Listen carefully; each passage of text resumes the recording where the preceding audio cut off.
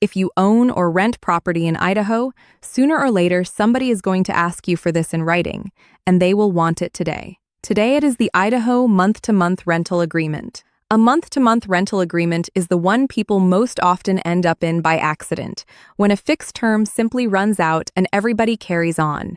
Writing it down is your chance to decide the rent, the deposit, the utilities, and the notice period on purpose, instead of inheriting whatever the default happens to be. Without it, a tenancy nobody documented is governed entirely by rules neither side has read. And this is the part that matters. The deadlines, the notice periods, and the wording that actually count are set by Idaho law, not by a generic national template. The version on our site is built for Idaho, and the page walks you through the Idaho rules that apply to it.